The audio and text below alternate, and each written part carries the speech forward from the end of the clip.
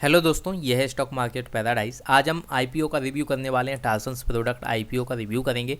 किस तरीके से कंपनी ये आपको देखने को मिलती है, किस तरीके से रेवेन्यू शेयर आपको देखने को मिलेगा, बैलेंस शीट किस तरीके से आपको देखने को मिलती है, यहाँ पे फंडामेंटल क्या है कंपनी के, जो प्रोडक्ट बनाती है वो किस तरीके के प्रोडक्ट हैं, और क्या आपको एट द लास्ट देखेंगे कि क्या आपको अप्लाई करना चाहिए या मैं अप्लाई कर रहा हूँ इस आईपीओ के लिए या नहीं। हम सारी डिटेल में देखेंगे कि किस तरीके से ये कंपनी हमें देखने को मिलती है इंडियन मार्केट में।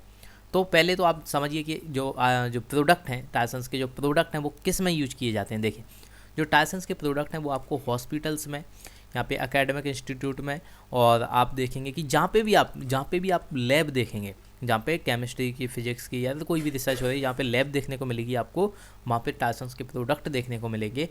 आगे देखते हैं हम किस तरीके से ये कंपनी प्रोडक्ट बनाती है, कौन कौन से प्रोडक्ट बनाती है, इससे आप समझ जाओगे। यहाँ पे देखिए, ये कंपनी जो बेयर बनाती है, यहाँ पे देखिए सीसी बनाती है, यहाँ पे गिलास के जो बॉटल्स होते हैं वो बनाती है, बहुत सारी ये कंपनी प्रोडक्ट बनाती है। तो टायसन से leading manufacturer of plastic labware, ये जो भी बेयर बनाती है सारे प्लास्टिक के आपको देखने को मिलेंगे। कंपनी गिलास का यानी कि कांच का कोई भी यूज नहीं करती है।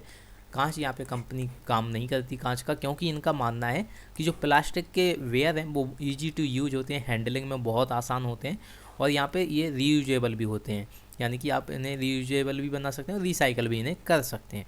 इसीलिए कंपनी प्लास्टिक में काम करती है। तो यहाँ पे plastic labware, bottles, measuring cylinders, test tube racks और भी बहुत सारे प्रोडक्ट आपको देखने को मिल जाएंगे कंपनी की तरफ से। तो यहाँ पे आप देखोगे कि वैरायटी है, यहाँ पे बहुत ज़्यादा है, यहाँ पे डाइवर्सिटी है प्रोडक्ट में, बहुत अलग अलग प्रकार के आपको प्रोडक्ट यहाँ पे देखने को मिलेंगे। अगर यहाँ पे बात करें कि जो प्रोडक्ट कंपनी बनाती है उनको यूज कौन करता है, तो यहाँ पे देखोगे आप, जहाँ पे भी लैब आपको देखने को मिलेगी, लैब आपको कहाँ कहाँ पे देखने को मिलती है, आपको रिसर्च ऑर्गेनाइजेशन में लैब देखने को मिलेगी, एकेडमिक इंस्टीट्यूट, फार्मास्यूटिकल कंपनीज, और आपको हॉस्पिटल। फार्मास्यूटिकल कंपनीज कौन सी होती हैं, जैसे मान लीजिए कोई दवाई बना रही है कोई कंपनी, या फिर कोई आपको जैसे वैक्सीन लगी थी कोरोना की, तो वो कंपनी क्या यूज करेगी, वो यही प्रोडक्ट यूज करेगी, क्योंकि उन्हें वैक्सीन रखना है, उसे पहले तो रिसर्च करनी है। तो ये सारी चीज़ें आपको ध्यान में रखनी है कि किस तरीके से आपको ये प्रोडक्ट देखने को मिलते हैं किन किन फील्ड में। यहाँ पे देखिए, हॉस्पिटल में भी बहुत ज़्यादा यूज़ किया जाता है प्लास्टिक वेयर का, जो कि आपको ऑपरेशंस में बहुत ज़्यादा यहाँ पे जनरेट करती है ये कंपनी। रेवेन्यू ऑलमोस्ट आपको 25% रेवेन्यू जनरेट करती हुई देखने को मिलेगी यहाँ पे हॉस्पिटल के ऑपरेशन से। तो और भी जगह पे यहाँ पे यूज किया जाता है कंपनी के प्रोडक्ट्स को, लेकिन मेजर आप देखेंगे तो इन्हीं चीज़ों में आपको यूज होता हुआ देखेगा कंपनी का प्रोडक्ट। तो हमने समझा कि किस तरीके से आपको कंपनी देखने को मिलती है। यहाँ पे अगर आईपीओ की डिटेल के बारे में बात करें तो यहाँ पे ओपनिंग डेट है 15 नवंबर और क्लोजिंग डेट है 17 नवंबर। अलॉटमेंट अगर आपको होता है तो आपको पता चल जाएगा 23 नवंबर को, यानी कि आपको मैसेज आ जाएगा, ईमेल आ जाएगा कि आपको आईपीओ मिल चुका है। लिस्टिंग जो होगी वो आपको देखने को मिलेगी 26 नवंबर को, यानी कि यहाँ पे आप अपना जो शेयर है वो डीमेट अकाउंट में देखेंगे और यहाँ पे लिस्ट हो चुका होगा एनएसई और बीएसई पर। आईपीओ की जो प्राइस रखी गई है वो 635 रुपये रखी गई है, ये लोअर प्राइस है, और ये 662 है हायर। तो हायर बिड पे आप ज़्यादातर अप्लाई कीजिएगा, इसी के चांसेस होते, इसी से आपके चांसेस बढ़ जाएंगे कि आपको आईपीओ मिले। तो हायर, हमेशा हायर बिड पे आप अप्लाई किया कीजिए। इश्यू साइज अगर आप देखेंगे तो यहाँ पे देखने को मिलता है 1023.47 करोड़, इतने करोड़ का यहाँ पे इश्यू साइज देखने को आपको मिलता है आईपीओ में। 1000 करोड़ यहाँ पे कंपनी को मार्केट से रुपया चाहिए। The Tysons product IPO market lot share is 22 shares, यानी कि एक लॉट में अगर आप देखोगे तो यहाँ पे 22 शेयर्स आपको देखने को मिलेंगे, जो कि आपको 635 रुपीज़ के यहाँ पे आपको प्राइस देखने को मिलता है। A retail individual investor can apply for up to 13 lots, यानी कि आप 286 शेयर या फिर 13 लॉट के लिए आप अप्लाई कर सकते हो, जो कि अमाउंट ये है, मैक्सिमम अमाउंट इतनी है, इससे ऊपर आप अप्लाई नहीं कर सकते। तो आपके ओनली 13 लॉट कर सकते हो, बहुत होते 13 लॉट, आप तो एक दो ही कीजिए, मैं तो कहता हूँ बहुत ज़्यादा करने की कोई ज़रूरत नहीं है इतनी ज़्यादा। और हाँ, अगर आप करना चाहें तो कर सकते हैं, एट दी एंड सारा डिसीजन आप पे है। अगर फाइनेंशियल्स देखें कंपनी के किस तरीके फाइनेंशियल देखने को आपको मिलेंगे, तो यहाँ पे देखिए कंसोलिडेट रिजल्ट हम देखेंगे मिलियंस रुपीज़ में ये होगा।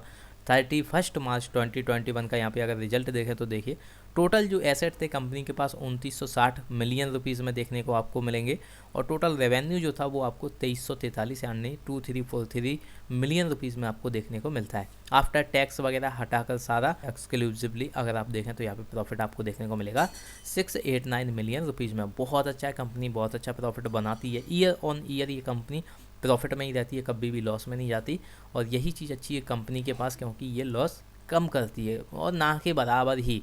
आपको देखिए कभी भी आप नहीं देखोगे कि हॉस्पिटल बंद हो जाएं या जो रिसर्च सेंटर हैं वो बंद हो जाएं और जो प्रोडक्ट हैं वो कंपनी के यूज होना बंद हो जाएं, ऐसा कभी नहीं होता, क्योंकि कंपनी जो है वो बहुत अच्छे तरीके से प्रोडक्ट बनाती है। और यहाँ पे जो हॉस्पिटल्स हैं, एकेडमिक इंस्टीट्यूट्स हैं, यहाँ पे और भी आपको रिसर्च सेंटर देखने को मिलेंगे, वो बहुत अच्छे से यहाँ पे प्रोडक्ट यहाँ पे यूज करते हैं।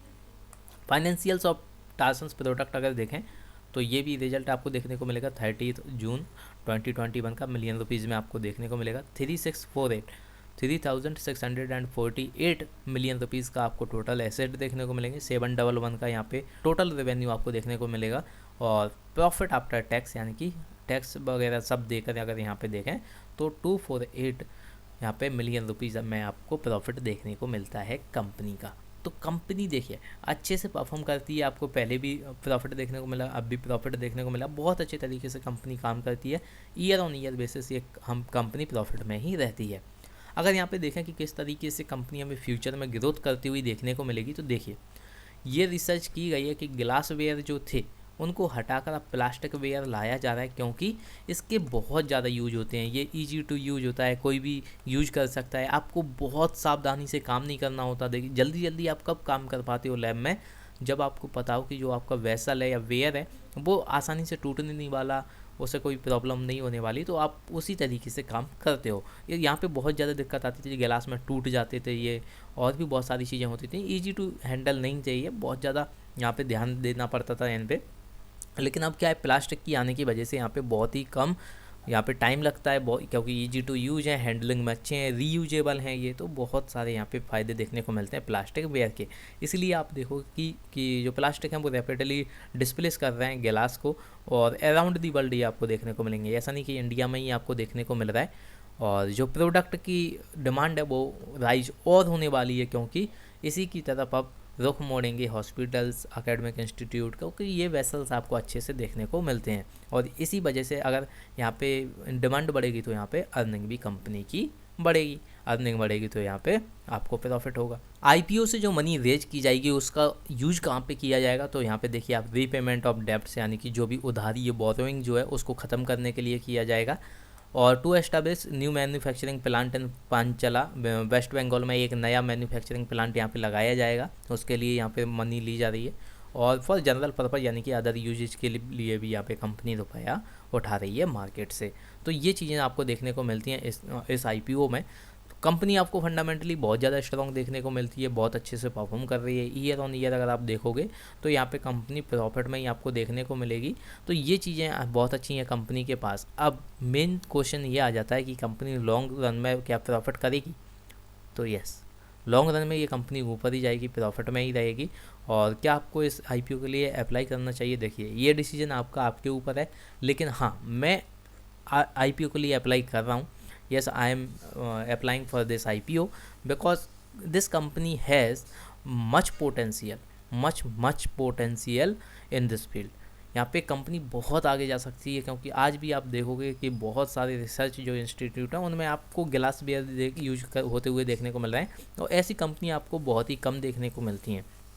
तो इस कंपनी में आपको ग्रोथ देखने को मिलेगी, हालांकि बहुत ज़्यादा फेज़ में आपको बहुत ज़्यादा स्पीड में देखने को नहीं मिलेगी, लेकिन आप यहाँ पे चाहें तो आईपीओ के लिए अप्लाई करके यहाँ पे लिस्टिंग गेन भी बुक कर सकते हैं, क्योंकि कंपनी का जो जीएमपी आप देखोगे तो जीएमपी यहाँ पे चल रहा है कंपनी का 230 रुपये। 230 रुपये बहुत अच्छा यहाँ पे जीएमपी आपको देखने को मिल रहा है, तो यहाँ पे बहुत ही बढ़िया आप प्रॉफिट बनाने वाले हो अगर आपको ये आईपीओ मिल जाता है तो आप अप्लाई कर सकते हो। हाँ मेरी तरफ से आप अप्लाई कर सकते हो। एट दी एंड सारा डिसीजन आपके ऊपर है, लेकिन मेरी अगर ओपिनियन अगर आप पूछें तो मैं कहूँगा हाँ आप अप्लाई कर सकते हो। और अप्लाई करने के लिए अगर आपके पास डीमैट अकाउंट नहीं है तो लिंक मैंने डिस्क्रिप्शन बॉक्स में दे दी है, आप वहाँ पे जाके आप स्टॉक पे अपना डीमैट अकाउंट बना सकते हो। और जितने जल्दी आप डीमैट अकाउंट अपना बना लोगे, अब जितने जल्दी आप इन्वेस्टमेंट स्टार्ट करोगे, उतने ही जल्दी आप इंडिपेंडेंट हो जाओगे फाइनेंशियली। तो जाइए डीमैट अकाउंट बनाइए, आईपीओ के लिए अप्लाई कीजिए